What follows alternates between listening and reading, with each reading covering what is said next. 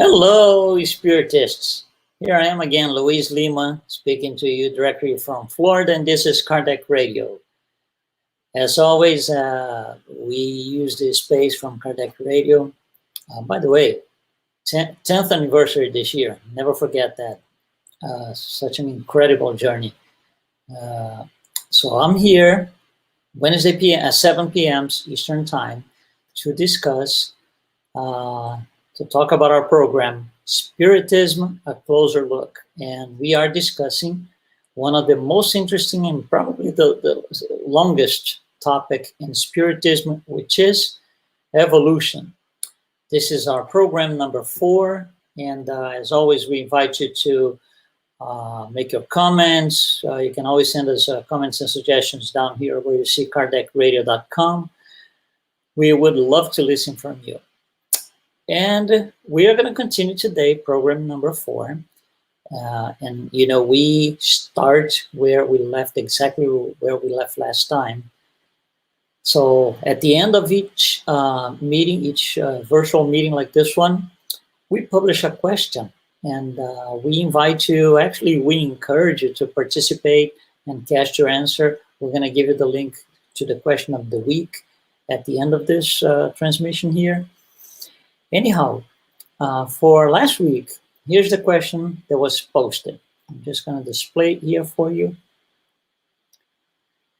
So according to Spiritism, we wanted to see how these two things, the spiritual and material principles, they interact in terms of evolution. So the options were both of these principles, spiritual and material, evolve at the same pace. Second option, B, they evolve, both of them, but not at the same pace. Third option, C, only the spiritual principle evolves, the material does not. And number 4, option D, the other way around, only the material principle evolves, the spiritual does not. And I gave you a chance down there in the 5th line to go back and revisit the Spirit's Book Part 1, because that's where the answer is going to come from. Okay, we had some people answered C, some people answered D. The correct answer is C. C. The spiritual principle evolves always. The material principle does not. Matter is matter. Material principle is inert. It doesn't do anything. The spiritual principle does. The intelligent principle does. The spirit does. It manipulates matter to learn how to progress. Matter is just matter. The carbon atoms are just carbon atoms. They don't do anything by themselves. Hydrogen atoms are hydrogen atoms. They don't do anything by themselves. So for this question here that we had last week, this is the right answer, C. Okay? So hopefully you were able to participate with us.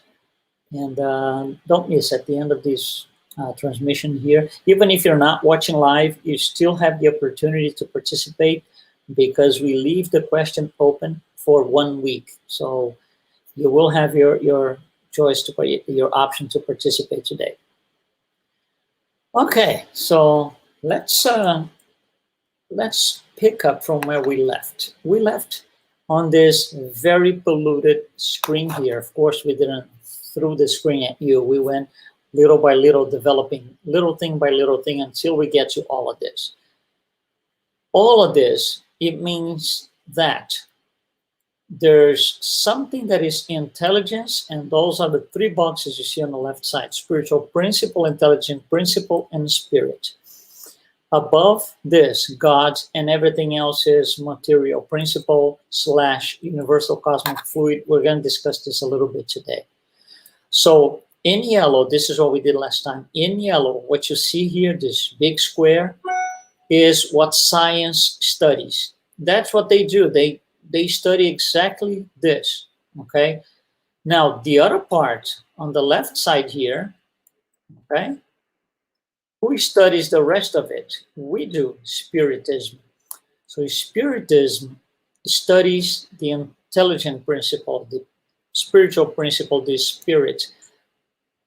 Science does not. They study the other things. They study material, the material world. That includes, you see here, quantum physics and quantum mechanics, physics, chemistry, and it goes on and on and on and on.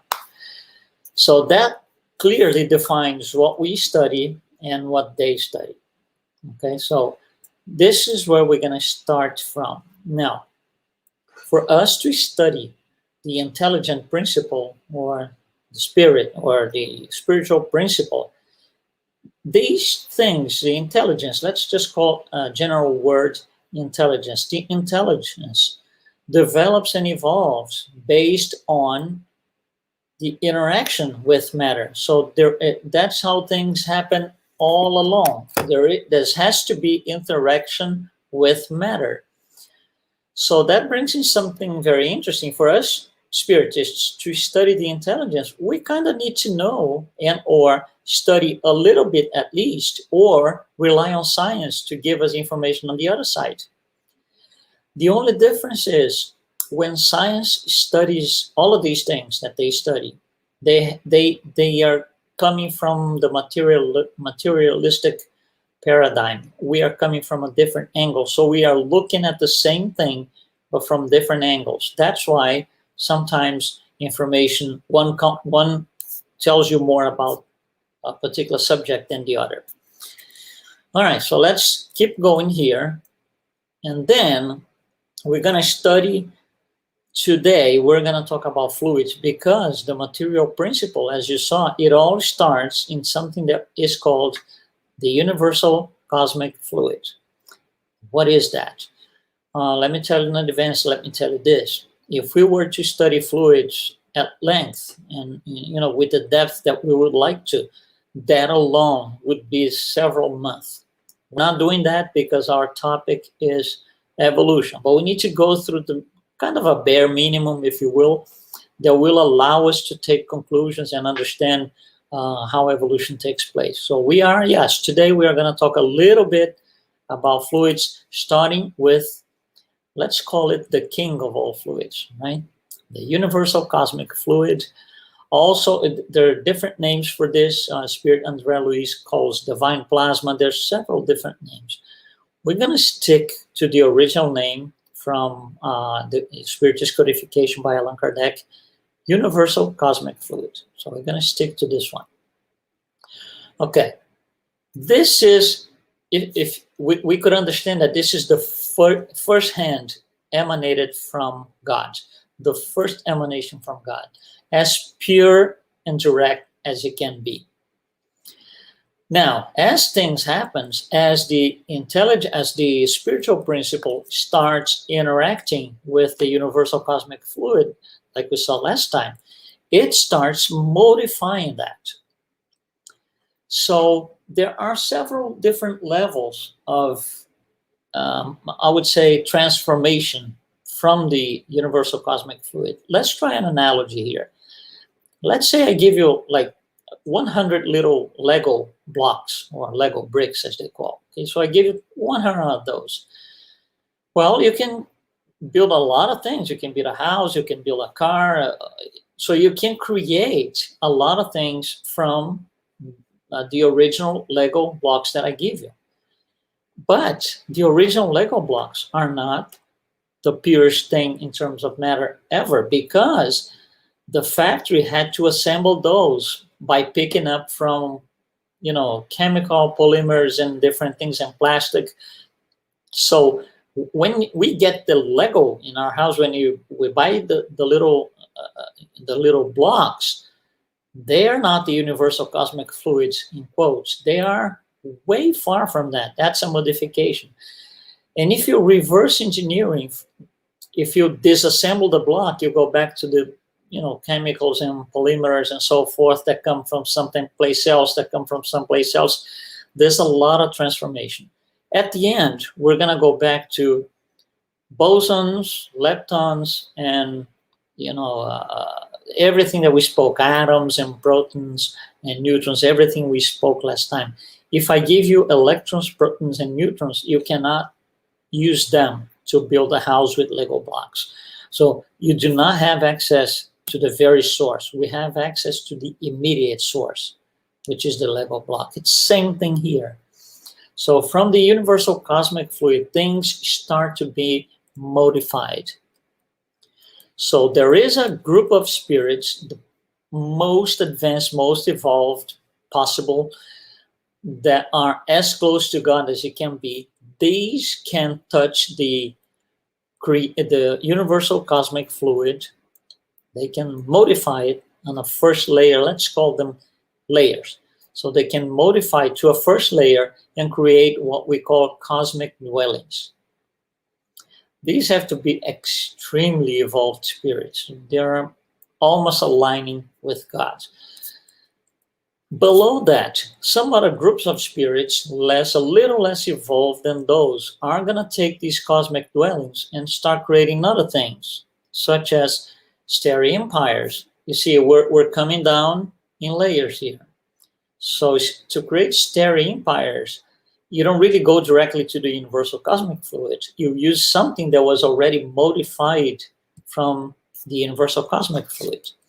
So there are groups of spirits that are able to, from cosmic dwellings, transform them and create starry empires. Similarly, another group of spirits, we're coming down, so less evolved than the prior ones, are able to create galaxies from starry empires. Several different galaxies. I'm naming two of them here that are the most known to us. Milky Way, that's where we are, and our neighborhood. When you call neighbor, you think it's right there, right? It's far, but it's our neighbor, Andromeda. So galaxies are created from starry empires, that are created from cosmic dwellings, that are created from universal cosmic fluid.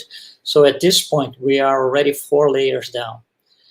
These are not, what I'm going to show you here are not all the layers. This is almost like an academic study, okay? So let's keep going. From galaxies, we will have constellations. There are 88 constellations. I'm giving you 2 names here. Auriga is one of them. Aquarius is another one. From there, we get into actual planets. So here are some: Earth, Mars, Jupiter, Saturn, several. In our solar system. That's only in our solar system.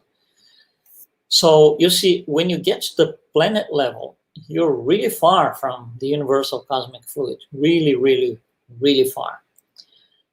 Within the planet, so let's consider us now. It's becoming a little bit more tangible because that's where we are. So we understand, our minds can administer the word Earth or planet.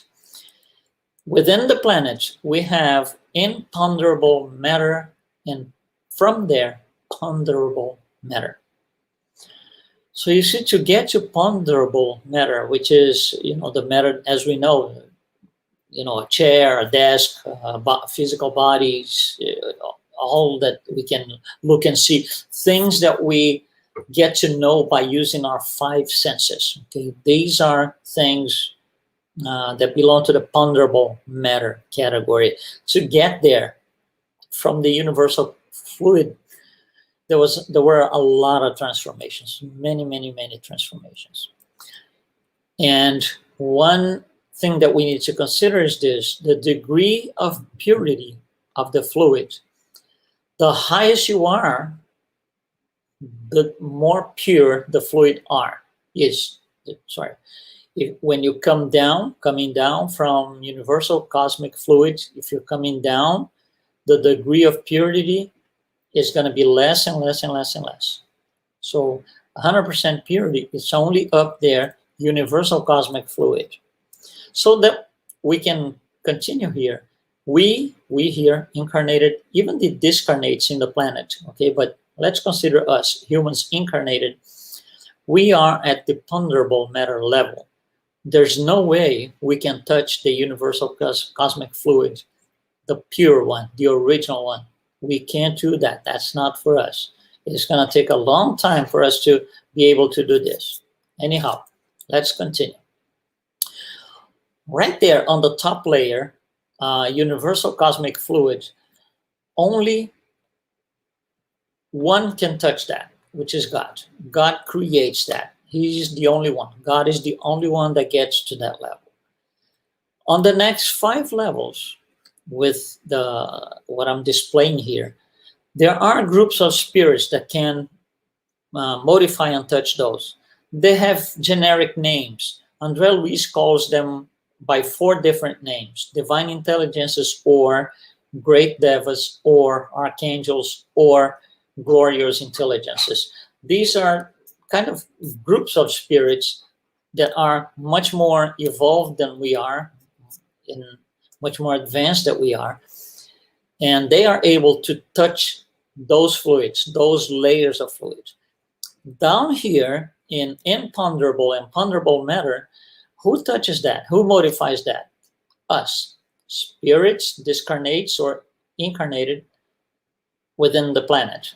So spirits and human intelligences, human intelligences. So we're talking about, incarnates. So we as spirits incarnated here, we cannot create a planet. We cannot create constellations, because that's for other groups and levels of spirits much more advanced than we are. So anyway, all of this is to, I want to show a little bit more, but all of this is to kind of create awareness, I would say, about the word universal cosmic fluid, because a lot of times in a regular ongoing conversation within the Spiritist centers, or talking about Spiritism, we will say something like this: oh, when I touch the universal cosmic fluid, I can modify the universal cosmic fluid. Well, we got to be a little careful there, because it's not really the universal cosmic fluid.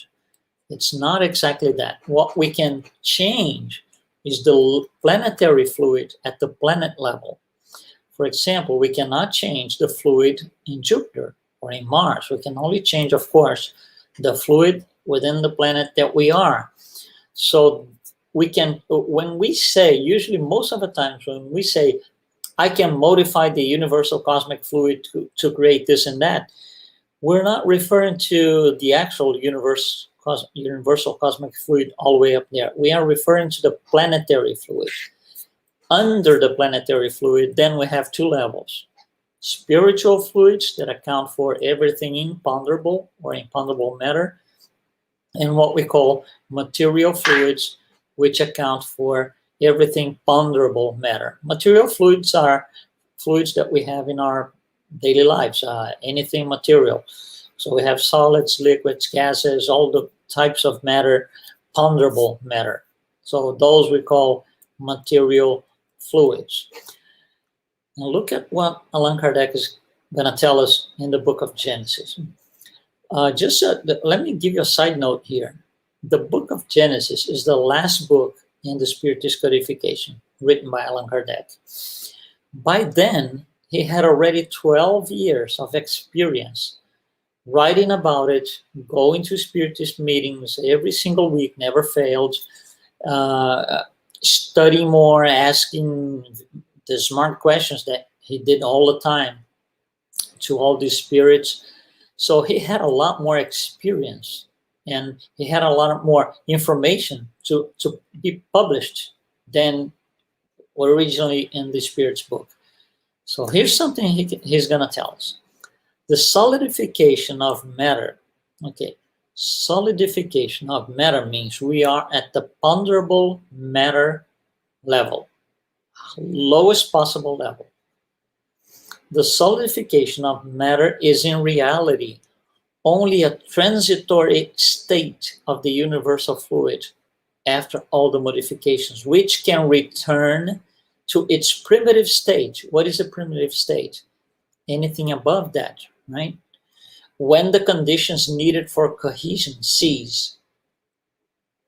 So it's transitory in the sense that things change. The intelligent principle acts upon matter, changing things. Atoms recombine themselves, molecules recombine themselves. The entire creation happens because of that. So everything material is transitory And that's why we usually say our physical bodies are transitory. They're going to stay, and they're going to be, all the physical elements of it are going to be recombined after we die, and something else is going to happen with them. Okay, so he's trying to explain that to us.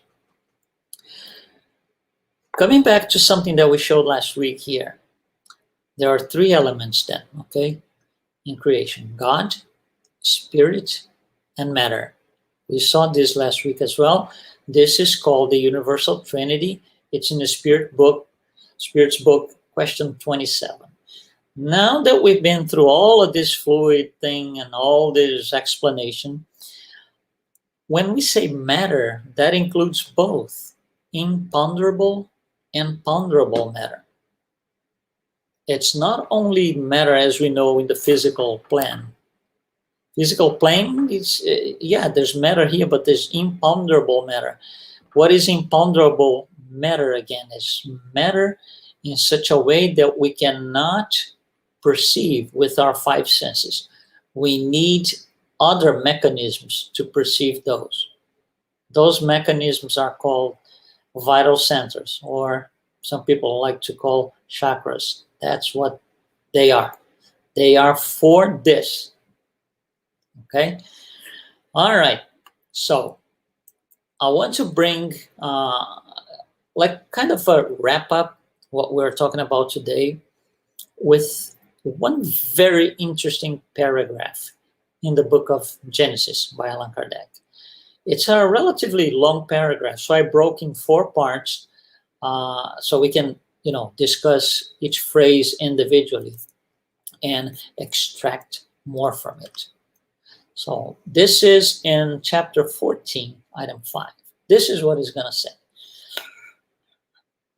The starting point for the universal fluid is its degree of absolute purity, right? Absolute purity, all the way up there, about which nothing can give us an idea. It's hard to grasp. We can't. How can we know something we never see, we never touch it, so we can't. The opposite point, so one point is all the way up there, absolute purity. The opposite point is its transformation, it's into tangible matter. So remember, it starts up here, goes through a million transformations, and it gets to tangible matter, tangible to us, okay, here on earth, tangible matter. So those are the two extremes. All the way up, absolute purity. All the way down, tangible matter. He continues. Between these two extremes are innumerable transformations that approximate one stream or the other to varying degrees. So there are several innumerous transformations between the top and the bottom. For study purposes, I showed you some here. I showed you like 7 layers, 6 or 7 layers, so we can understand and grasp the general concept. But there are innumerable transformations. He continues. The fluids closest to materiality, meaning down, right, all the way down, and consequently the least pure, comprise what may be called the spiritual atmosphere of the earth. Later on, Andre Luiz is going to use a different word. He's going to use the word psychosphere. But that's what it is the spiritual atmosphere of the earth. So what is the spiritual atmosphere of the earth, or psychosphere? It's this combination, is comprised of these fluids close to materiality. Okay? And he will conclude the paragraph with this.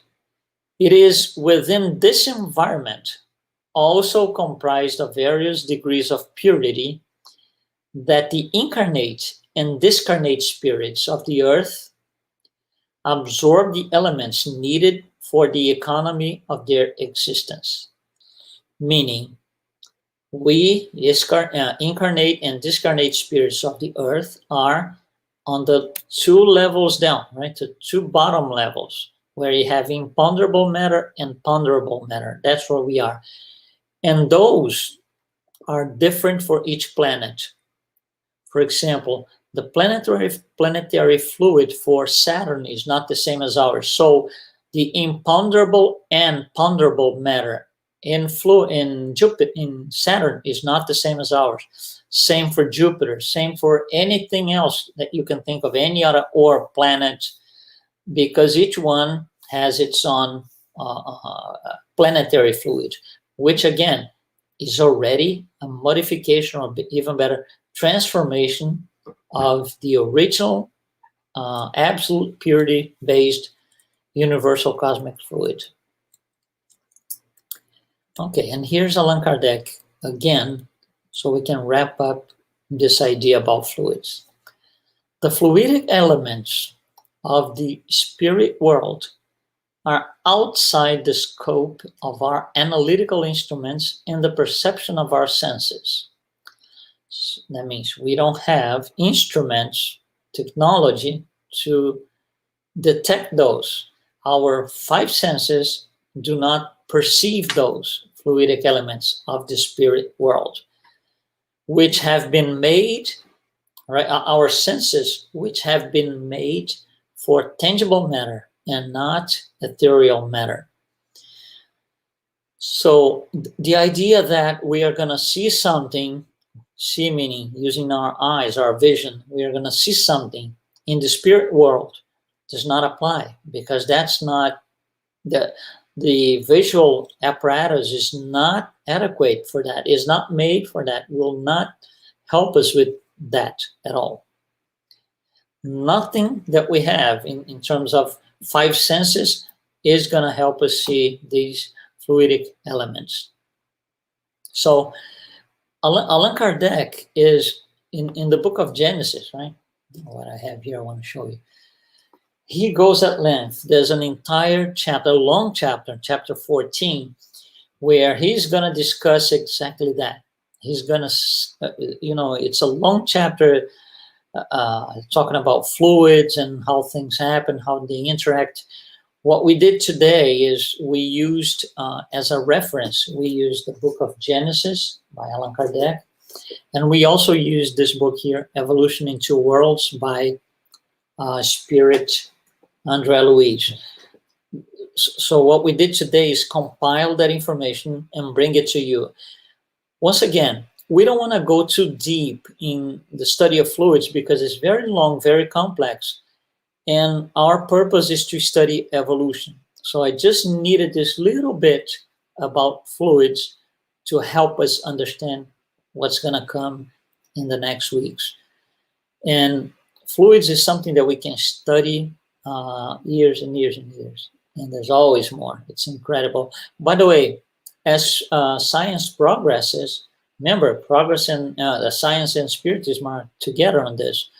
As science progresses, they are able to bring us more information. We find more stuff every day. Quantum mechanics finds stuff, almost every day, and science is there, bringing new information.